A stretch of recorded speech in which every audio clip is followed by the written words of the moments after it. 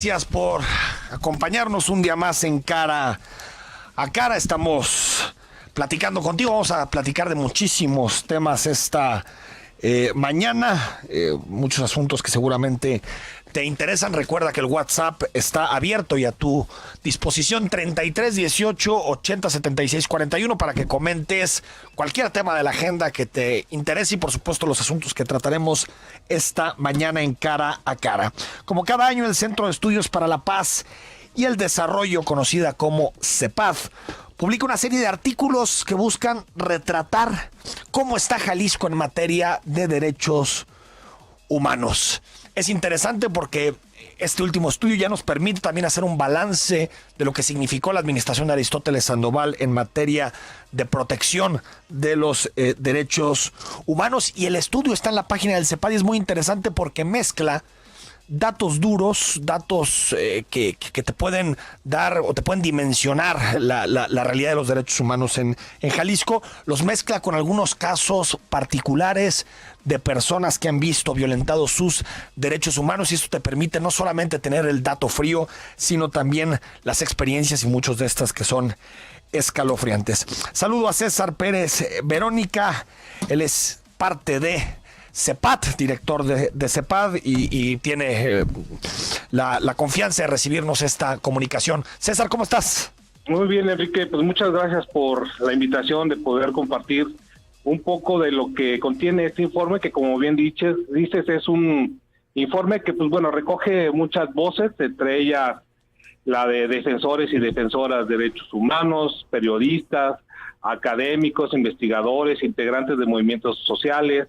Es decir, es un informe que no es propiamente de autoría del CEPAD, sino más bien sí, es un trabajo colectivo que durante pues ya 13 años hemos estado publicando este informe y se ha convertido afortunadamente en un referente en el tema de información sobre la situación de los derechos humanos en Jalisco. Aparte, digo, no es que sea nuevo, pero siempre genera, yo recuerdo cuando Felipe Jesús Álvarez Cibrián, el titular de la Comisión de Derechos Humanos, le preguntaba por sus investigaciones y las descalificaba, le generaban mucha incomodidad al ex ombudsman. Ahorita no he tenido la posibilidad de preguntarle a Alfonso Hernández por este tema, pero sí le generaba mucha incomodidad al expresidente de la comisión.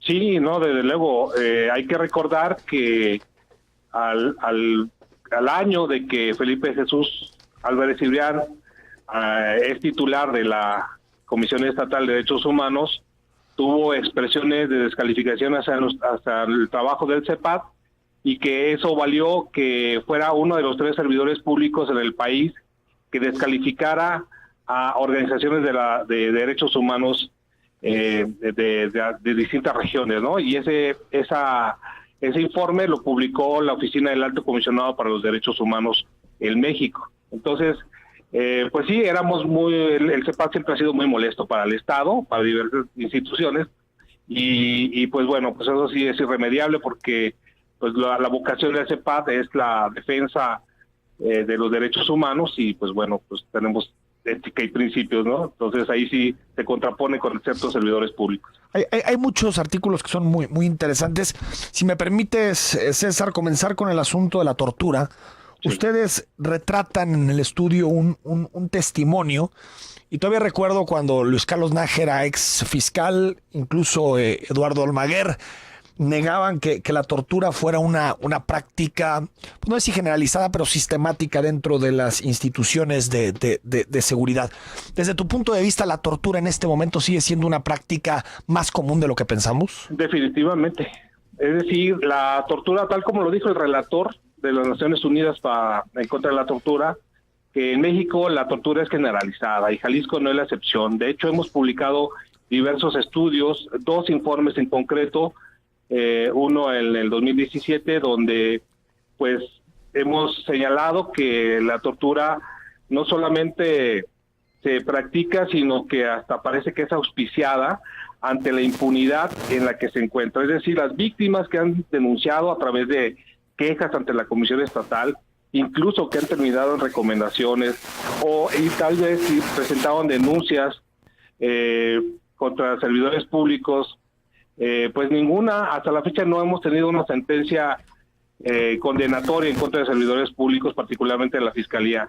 Y no obstante que ya cambió el sistema de justicia penal, es decir, que se supone que lo que debía de proteger es el debido proceso, pues se siguen dando actos de tortura y pues bueno, pues para eso pues están las quejas, ¿no? Y también hay que tomar en cuenta que la cifra negra es también incuantificable, ¿no?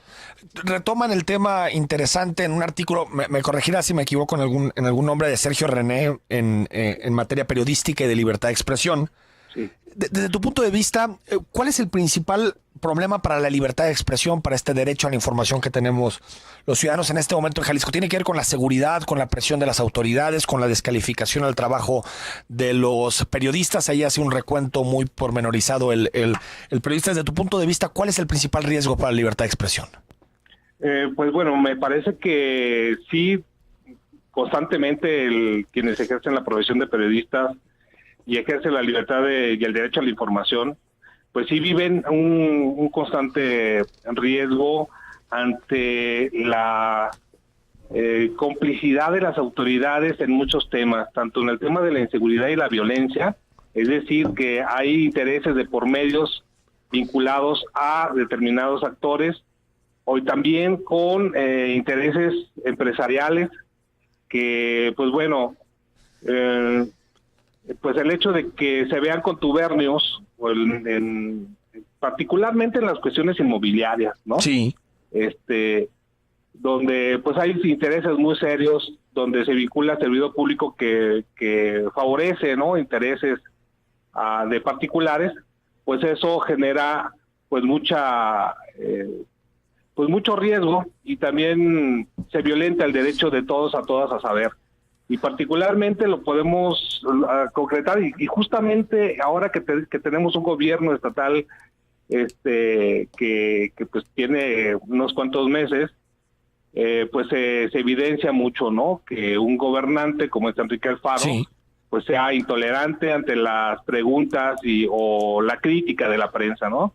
Entonces me parece que sí, en lugar de garantizar o dar pasos adelante hacia la libertad de expresión y el derecho a la información, pues me parece que hay pasos que nos llevan para atrás, ¿no? ¿La publicidad oficial te parece que es un problema, un riesgo para la libertad de expresión? A mí me parece que sí, porque lo que trata es dirigir determinados contenidos a una población, a una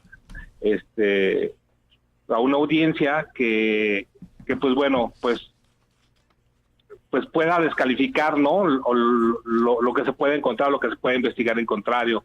Y para eso, pues también tenemos el gobierno de la Federación, el gobierno de Andrés Manuel López Obrador, sí, que constantemente hace descalificaciones hacia los trabajos periodísticos y pues ante una gran popularidad que se ha ganado en la sociedad, pues lo que genera es que la propia sociedad rechace la información y descalifica a los periodistas.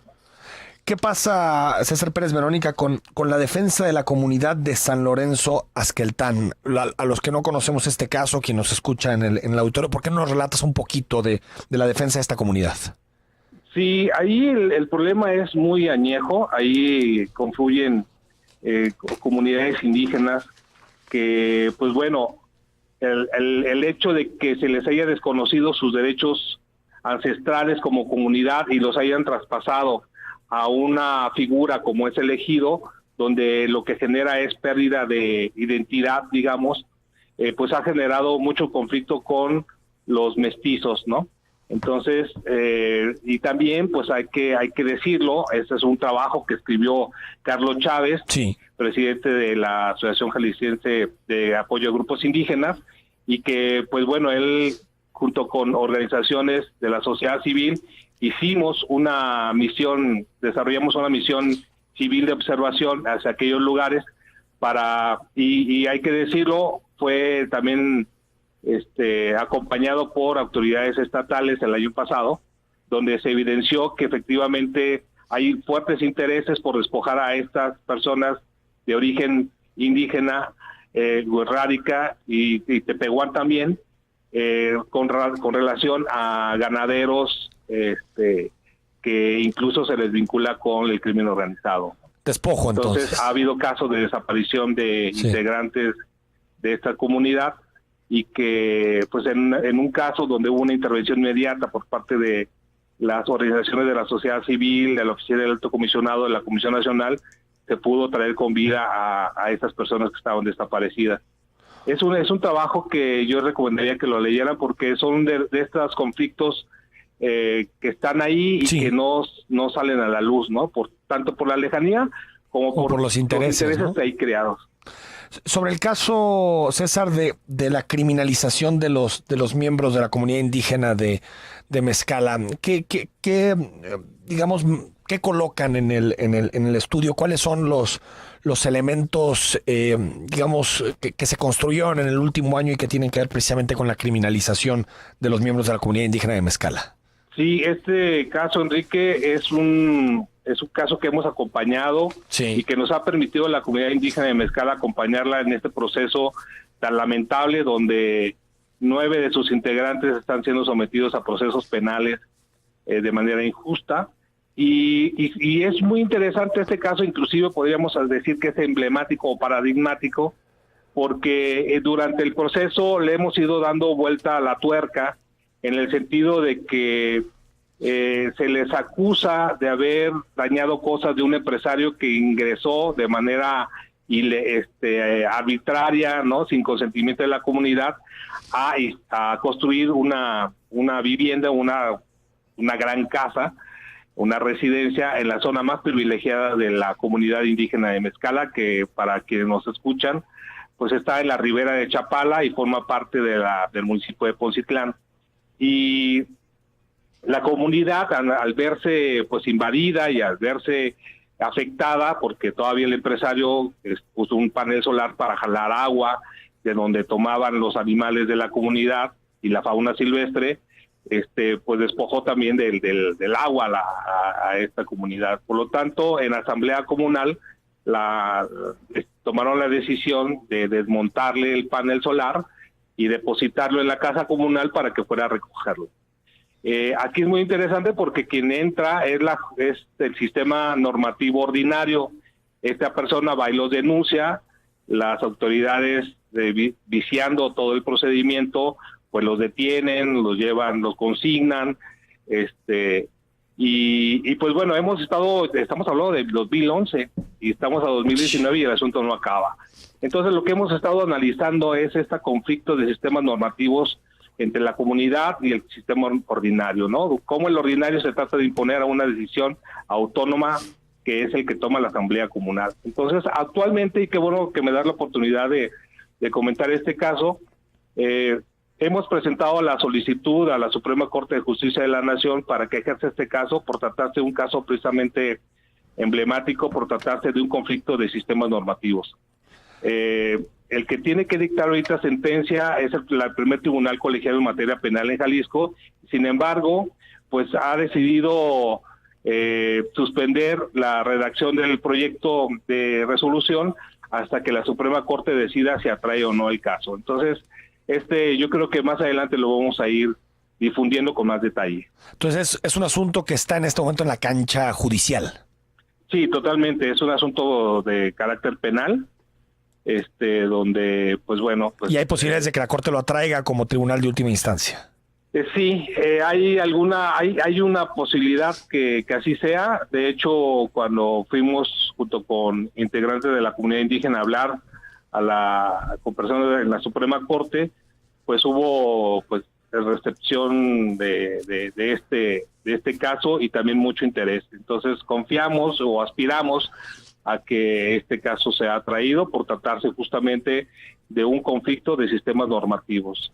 Sobre la protesta, César, el derecho a protesta en Jalisco, la libertad de la manifestación de las ideas, es cierto que durante muchos años hemos hablado de pronto baja movilización en protestas en Jalisco y en la zona metropolitana de Guadalajara, pero 2018 tal vez sí fue un año distinto en esa materia. Vimos muchas movilizaciones, por ejemplo, por el tema de los desaparecidos, por el asunto de los derechos de las mujeres. Sí fue un año distinto en esa materia, ¿no? Sí, precisamente confluyeron varios hechos muy lamentables, donde pues estuvo en juego, pues bueno, la vida, la libertad, ¿no? Y la seguridad de los habitantes de Jalisco. Y es un artículo que, la verdad, es un excelente artículo el que escribe José Carlos Rodríguez Toral, periodista él, donde da cuenta de lo ocurrido en el 2018 y, como bien dices, uno de los acontecimientos que más hizo que se movilizara la sociedad o algunos sectores fue la desaparición de los 3 jóvenes estudiantes de cine. Y subsecuentemente, pues bueno, se dieron otras movilizaciones sobre este caso, pero también sobre otros, ¿no? Como bien nos dices, el tema de la violencia hacia las mujeres, ¿no? Y pues como él dice, él a través de solicitudes de información solicitó a una instancia del gobierno del estado que le da seguimiento a este tipo de acontecimientos, que pues cada tercer día se dio un acto de protesta, una manifestación en Jalisco, y pues bueno, pues para muchos nos parecerá que no pasa nada, pero realmente sí hay una cada tercer día, eso es un dato. Sí, exacto. No es poco. Ajá, sí hay unas expresiones muy fuertes de resistencia, que pues bueno, ahí están, ¿no? Y me parece que igual coincido plenamente con lo que dice José Carlos, en el sentido de que pues es uno de los reductos, las calles que tenemos la sociedad, claro, para hacer valer nuestros derechos cuando se nos han sido vulnerados o restringidos. Y el día que los perdamos, pues me parece que vamos a perder mucho. Sí, y es sociedad. Que yo creo, después de leer el artículo de José Carlos, que coincido contigo, es bastante recomendable, como que tengo la impresión de que hay un segmento de la población muy movilizada, que es la que está detrás de estos movimientos, y hay una buena parte de la población que no necesariamente entiende a la calle como ese espacio de protesta, de apropiación del espacio público para manifestar las ideas. Veo muy movilizado al segmento universitario, estudiantil, por los desaparecidos, y lo que sí nos puede estar esbozando es que tal vez en un futuro tendremos una sociedad mucho más activa en este tipo de protestas, ¿no? Sí, totalmente, y pues es una de las expresiones más ciudadanas que podemos tener. Sí. Y aunque señalada siempre, ¿no? Ninguneada. Sí, totalmente. Y además... vagos, ¿por qué toman la calle? No, el viejo régimen siempre descalificó la protesta y se quedó esa idea dentro de la sociedad. Sí, incluso, pues yo, bueno, soy profesor en el ITESO, y a mis alumnos siempre cuando hablamos de la protesta social, pues hablamos de que a quién le gusta salir a solearse, a padecer sed, a recibir mentadas. Pues a nadie. Pero la gente que sale es porque ya es una de las últimas eslabones de todo proceso que ha ido agotando, ¿no? Entonces, pues más que pues criticar, ¿no? Al contrario, hay que defender ese espacio, a pesar de que ha habido varios intentos en administraciones municipales, incluso estatales, de querer restringir este derecho, sí, ¿no? Es decir, donde dicen que hay que pedir permiso por escrito, nombre que no se acerque a los poderes o en el Congreso, ¿no? Y si vas a manifestarse, que sea por tal calle, casi la Barranca, a las 6 de la mañana, ¿no? Pero si la idea de protestar también es generar impacto, si no, pues, ¿no? Así es. Oye, antes de despedirte, César, 2 preguntas más.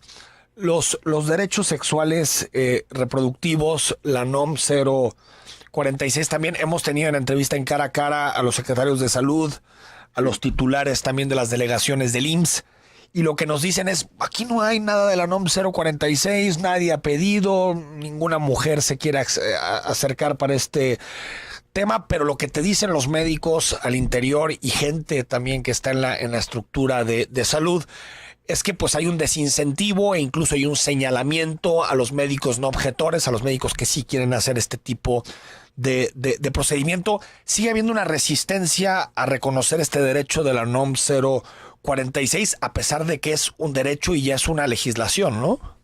Sí, tal cual, es una norma oficial mexicana que hay que recordar, Enrique, que cuando se publica esa norma, uno de los pocos gobiernos, si no es que el único, que presentó una acción de inconstitucionalidad fue el gobierno de Jalisco. ¿Qué año fue, César? Híjole. ¿Pero era con quién, Aristóteles? Fue con Emilio. Con Emilio, bueno, no me sorprende.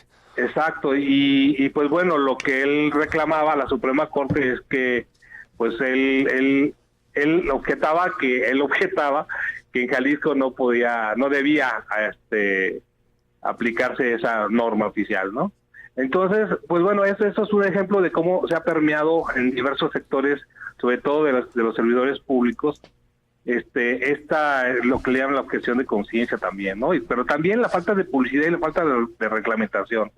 Estamos viendo que, por ejemplo, no hemos podido resolver el asunto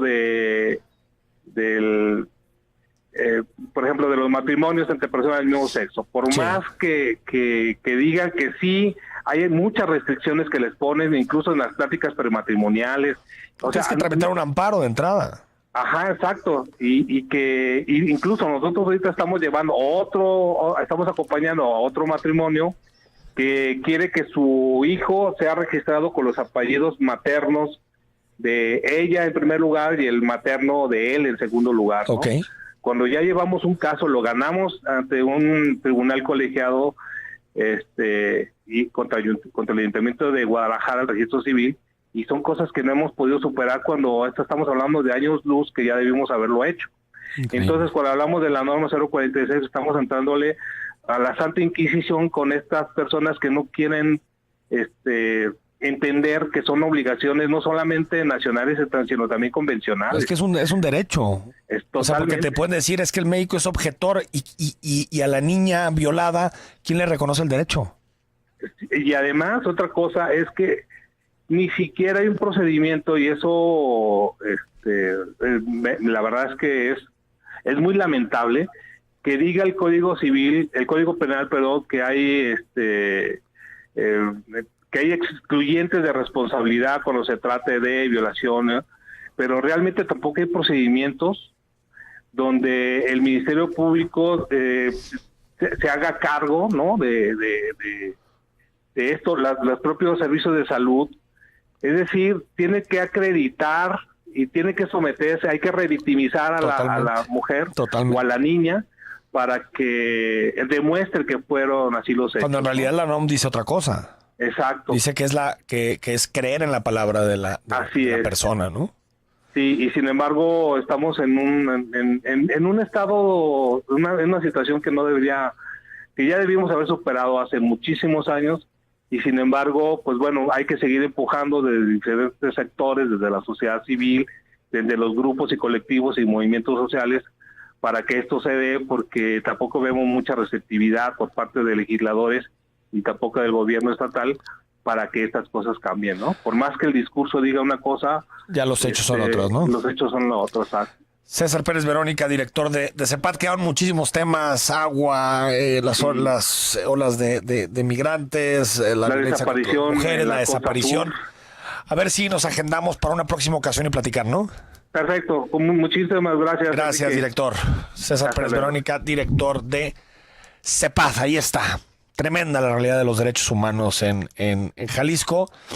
Los derechos humanos no son solamente para los criminales, como algunas personas son la protección que tenemos todos frente a las arbitrariedades de la autoridad. Vamos al corte y seguimos en Cara a Cara. Estética auditiva.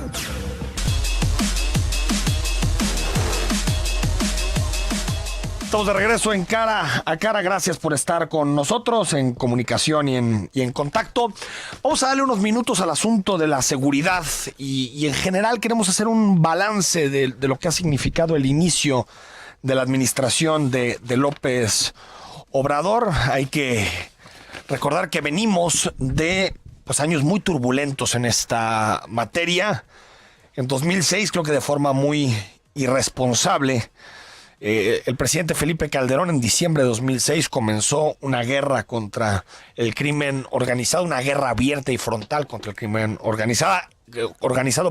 Ese no es el problema. El problema fue que lo hizo con una policía que no tenía la confianza absoluta, municipios totalmente infiltrados, y él incluso ha tenido que señalar en otras ocasiones que el problema de la seguridad fue como abrir un cuerpo que él pensaba que estaba infectado de alguna enfermedad de cáncer, pero cuando se dio cuenta lo abrió y tenía una metástasis total. Entonces digamos que la operación reactiva fue previa al diagnóstico y eso nunca es positivo en materia de políticas de seguridad. Y desde 2006 México se convirtió en uno de los países más violentos del mundo. Su tasa de homicidios pasó de 8 por cada 100,000 habitantes en 2006 a 24. Se triplicó la tasa. Y no solo eso, en este momento, en 2019, mientras platicamos, 5 de las 12 ciudades más peligrosas del mundo se encuentran en México. 5 de las 12 ciudades más peligrosas. Acapulco, con una tasa de homicidios de 111 por cada 100,000 habitantes. Tijuana, con una tasa de homicidios que supera los 100 por cada 100,000 habitantes. La Paz, esta ciudad que era, pues, que estaba en buenos niveles hasta hace algunos años, 84 por cada 100,000 habitantes. Victoria, en Tamaulipas, 83 por cada 100,000 habitantes. Y la capital de Sinaloa, Culiacán, con 79 por cada 100,000 habitantes. Es decir, en este momento en México, 5 de las 12 ciudades más peligrosas se encuentran precisamente en territorio nacional. Y no solo eso. De acuerdo a lo que señala el investigador Edgardo Buscaglia, investigador de la Universidad Nacional Autónoma de México, el 80% de los municipios en México hay 2,500 municipios, el 80%, es decir, 2,000 municipios, tienen algún riesgo de infiltración por parte del narco o están ya infiltrados por el narcotráfico. Es decir, una cantidad impresionante, 2,000 de los 2,500 municipios del país. Esta es la realidad con la que llegó Andrés Manuel López Obrador. De acuerdo al presidente, desde que llegó, los homicidios están cayendo en más o menos la mitad de las entidades federativas. Sin embargo, si nos vamos a los datos del Sistema Nacional de Seguridad Pública, nos vamos a dar cuenta que hasta el último corte, que es el último día de febrero, tomando los primeros 3 meses de la gestión de López Obrador, nos vamos a dar cuenta que hay 11,000 homicidios. ¿Qué significa 11,000 homicidios? Que hay un incremento de 12% con relación a la administración de Peña Nieto en el mismo periodo de tiempo, diciembre-febrero, y durante los primeros 90 días de la administración de López Obrador han muerto 123 personas por día. ¿Qué quiere decir esto? 5 por hora. 5 mexicanos son asesinados cada hora, una cada 12 minutos en promedio en nuestro país. Cifras terroríficas. ¿Por qué tomamos hasta el último día de febrero? Porque es el último corte del Sistema Nacional de Seguridad Pública. Y también en materia de desaparecidos, el gobierno ha tenido que reconocer una cifra incluso superior a la que planteaba Peña Nieto. Peña Nieto reconocía en torno a 30,000 desaparecidos. El gobierno de México en este momento reconoce 40,000 desaparecidos a nivel nacional, y los puntos rojos en los temas de homicidios y desaparecidos están en Baja California, en las 2, Guanajuato, Colima, Michoacán, Tamaulipas y por supuesto nos toca todos los días Jalisco. López Obrador ha querido combatir este problema de la violencia a través de distintas estrategias. Primero, el combate al huachicoleo, que de acuerdo al presidente asciende a unos 55-60 mil millones de pesos al año, que llega mucho de ellos, una buena parte, a las células del crimen organizado. Apuesta por un militar, va a ser un militar el encargado de la Guardia Nacional. Hay algunos académicos y organizaciones sociales que dicen que no es lo más recomendable apostar por un militar, pero es la decisión del presidente de la República. No confía en los mandos civiles, en los mandos policíacos, pero dice que a pesar de esta apuesta militar, nunca va a dar la orden para que se reprima al pueblo, a diferencia de lo que ocurrió en administraciones anteriores. Otra estrategia de la actual administración es que no haya ni detenciones de capos, ni decomisos. Hay algunos académicos, como Eduardo Guerrero, que han señalado que las detenciones y los decomisos, en lugar de reducir la violencia, las incrementa, es decir, provoca mayor violencia. Por lo tanto, una apuesta de la actual administración es precisamente detener los decomisos, detener las detenciones y tratar con eso de proteger algunos espacios del territorio nacional. Veremos si es eficaz o no la estrategia.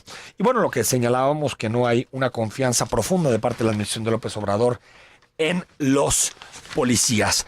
La apuesta de López Obrador son operativos conjuntos con los estados y municipios con mando militar, identificar algunas regiones específicas del país, mandar a los militares a esa zona y tratar de pacificar estos entornos a través de distintas estrategias y de operativos conjuntos. Yo creo que a estas líneas de políticas de seguridad, desde mi punto de vista, le tenemos que dar entre 1 año y 2 años para saber exactamente si son o si habrá los resultados convenientes y adecuados. Lo primero que tiene que hacer la administración de López Obrador es contener el crecimiento de la violencia, un fenómeno que lo vemos, si hacemos un corte de tiempo, nos podemos dar cuenta que de 2007 a 2011 creció la violencia de forma exponencial durante el eje troncal, la parte central de la administración de Calderón. Después, en 2011, comienza una paulatina reducción todavía en el sexenio de Calderón, y esa reducción se detiene en 2014, cuando se alcanza otra vez la cifra de 16 homicidios por cada 100,000 habitantes, y vuelve a estallar hasta llegar al último día de la administración de Peña, con 27 homicidios por cada 100,000 habitantes. ¿Qué quiere decir esto? Que lo primero que tiene que hacer López Obrador es detener la violencia. Su columna vertebral en materia de seguridad es la Guardia Nacional, con mando militar, y el despliegue durante 2019 de 80,000 elementos en un centenar de microregiones en el país, donde va a estar divididos y van a hacer labores, de acuerdo a Durazo, de policía comunitaria. De acuerdo al secretario de la Defensa Nacional, van a combatir todos los delitos, y eso también dice él, lo que se terminó aprobando en el dictamen. Lo cierto es que tiene un reto grandísimo López Obrador en materia de seguridad, y para eso necesita coordinación y necesita diálogo con las entidades federativas, con los municipios, y tiene que ser muy claro en su estructuración de cara al combate al crimen organizado. Vamos a platicar después del corte con un especialista en la materia para también ir siendo. Primero te quería dar las cifras. Así estamos en el sexenio de López Obrador en materia de violencia. Al corte y seguimos platicando.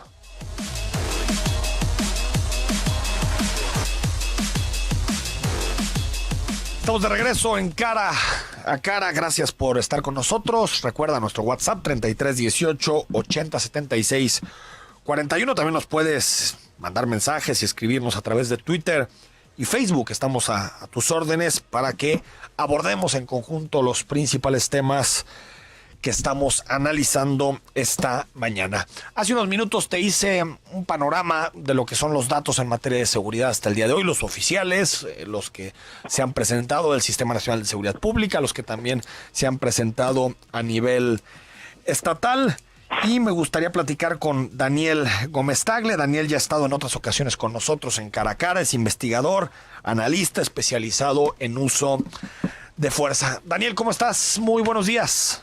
Muy buenos días, Enrique. Muchas gracias por la oportunidad nuevamente. No, gracias, Daniel, a ti por recibirnos la llamada. Oye, el viernes pasado estuvo en nuestra ciudad Andrés Manuel López Obrador hablando de seguridad, de distintos temas, pero ahí coló un anuncio que ha sido muy polémico, que es que un militar encabeza la Guardia Nacional. Ya conocemos el nombre del militar. ¿Qué te parece que un militar sea la cabeza de la Guardia Nacional? Pues mira, es muy clara la intención de los militares a cargo de labores de seguridad pública, que es el tener un control a partir de la disciplina militar. La seguridad requiere un grado muy alto de disciplina para poder cumplir órdenes en situaciones tan extremas de violencia que vive nuestro país. Entonces, desde esa perspectiva, entiendo que se busque a un militar. Sin embargo, la formación de los militares pues es muy distinta a la que se espera en los objetivos de la seguridad pública. Hay que prestar mucha atención, no solamente al general que está a cargo de la Guardia, al general Rodríguez Bucio, sí, sino a todas las demás personas que quedan en las diferentes planas y diferentes niveles administrativos para entender cuál va a ser la ruta que va a seguir la Guardia Nacional. Tú has puesto mucho énfasis, y eres especialista en eso, Daniel, en el uso de la fuerza. ¿Tenemos los instrumentos jurídicos y legales pues para de alguna forma prevenir o contrapesar un uso excesivo de la fuerza? No los hay. No los hay. Los policías perciben la fuerza de una forma, los soldados la perciben de otra, y eso es porque legalmente la definición de fuerza es muy laxa en todas las leyes. No hay un consenso sobre qué es la fuerza, cómo debe usarse y cuáles son los mecanismos técnicos y operacionales que deben usarse y que pueden usarse para cumplir en materia de derechos humanos. Entonces sigue habiendo ahí un vacío. Sí, un vacío enorme. Ya te había comentado en otra ocasión que el problema es que los policías forman criterios de acción y los soldados siguen orden. Entonces al soldado no tiene una opción, le dicen haz esto, tienes que hacerlo. Y si la ley no pone el marco jurídico de manera clara, pues es donde se encuentran los escenarios de riesgo. Pero entonces el uniformado de la Guardia Nacional que va a estar desplegado en el territorio, ¿va a recibir estas órdenes o tiene un plan de acción? Eso se tiene que definir a partir de ahora. Ahí me parece como que hay pues una especie como de indefinición. Y es terrible, Enrique. No hay definiciones concretas, porque además la Guardia se va a formar con personal que viene del Ejército. Sí. Ellos tienen que tienen que pedir licencia al Ejército para poder ser parte de la Guardia Nacional por su carácter civil, de acuerdo al artículo 21, las reformas que se le hicieron. Pero traen su formación militar. Un militar no deja de ser militar. Solo por pedir licencia. Exactamente. Aunque pida licencia, aunque vaya al retiro, el militar trae formación militar. Entonces, si nos encontramos con leyes que no delimitan la actuación civil de la Guardia adecuadamente en cuanto a los derechos humanos, es donde el escenario de riesgo se maximiza pues potencialmente.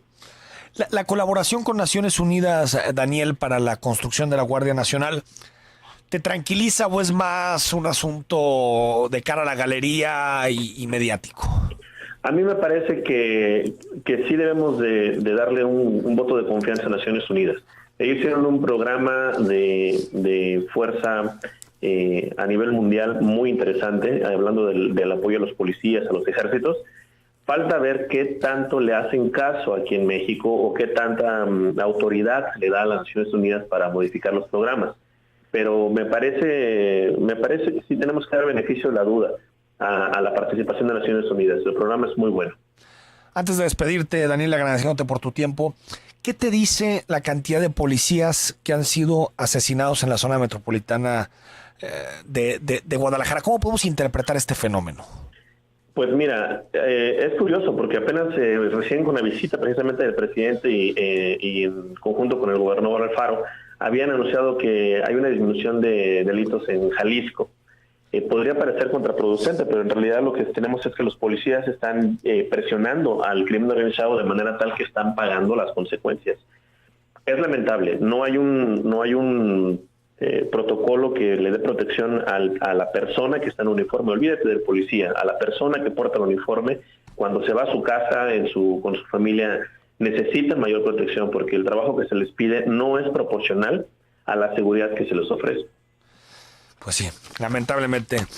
Daniel Gómez Tagle, especialista en seguridad, en uso de fuerza. Seguiremos atendiendo este tema y me parece que las puntualizaciones que haces sobre el uso de la fuerza me extraña de verdad que no estén en el debate público.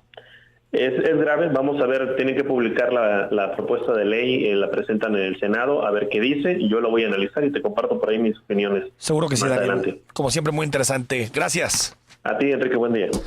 Ahí está, es un tema polémico, controversial, la formación de la Guardia Nacional. Hay que estar muy atentos y, bueno, la buena noticia que nos comparte Daniel y que yo también la considero positiva es que la Organización de Naciones Unidas va a acompañar todo el proceso, va a acompañar toda la construcción de la Guardia Nacional y eso nos permitirá que al menos esté ajustada la Guardia Nacional a algunos criterios en materia de derechos humanos, de garantías individuales y de control del uso de la fuerza.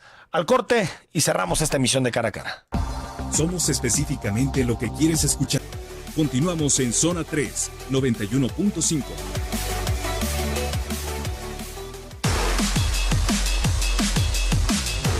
Se nos fue volando esta emisión de Cara a Cara, donde pudimos abordar muchísimos temas interesantes, lo que nos comparte el CEPAD y lo que nos comparte el propio Daniel Gómez Tagle. Quisimos darle un abordaje en donde la seguridad se ha visto de forma multidimensional y en donde el papel de los derechos humanos esté presente. Yo sé que en nuestra sociedad, y eso lo dice la encuesta de Jalisco, como vamos, sé que hay desesperación por la violencia en Jalisco, en México, por los desaparecidos, unas cifras tremendas. Si uno revisa la sexta encuesta, te das cuenta que se ha multiplicado hasta por 4 la gente que dice tener un familiar desaparecido. Una cuarta parte de nosotros, de los tapatíos, hemos sido asaltados en los últimos 12 meses. Entiendo la desesperación y la desesperanza que esto provoca, que estas cifras provocan, pero sí creo que un debate que tenemos que tener interno como sociedad es: las crisis siempre pasan, los momentos críticos pasan, a veces duran algunos años o muchos, dependiendo de la calidad de liderazgo político que tengamos, dependiendo de las asociaciones sociales, dependiendo de la academia, de todo, del periodismo, de todo lo que significa la sociedad. Creo que una pregunta importante que nos debemos hacer es: ¿hasta de qué forma queremos salir de esta crisis? ¿Queremos salir con una ciudad sitiada, sin relaciones sociales, como dice Ben Fanenstein, que lo tuvimos ayer, con las 4 Cs, coches, cotos, centros comerciales? ¿O queremos salir en libertad, con espacio público, con democracia, con leyes, con garantismo, con protecciones a los derechos humanos? Creo que es una discusión que más allá de las estrategias per se que tiene cada uno de los gobiernos, es un debate social. Podemos impulsar leyes para armarnos todos hasta los dientes, tener posibilidad de copiar el modelo gringo de defensa, o podemos impulsar modelos de reinserción social, modelos de derechos humanos y modelos que nos permitan tener una sociedad compacta. Creo que es una definición política de primera envergadura que no está ahí en el horizonte. Nos vamos. Mañana tenemos un programa donde vamos a analizar la situación que viven las mujeres en nuestra ciudad, en Jalisco. La ola feminista es muy importante a nivel nacional, exigiendo derechos, exigiendo igualdad. Vamos a platicar de este y más temas. Soy Enrique Tucen y mañana retomamos la conversación en Cara a Cara.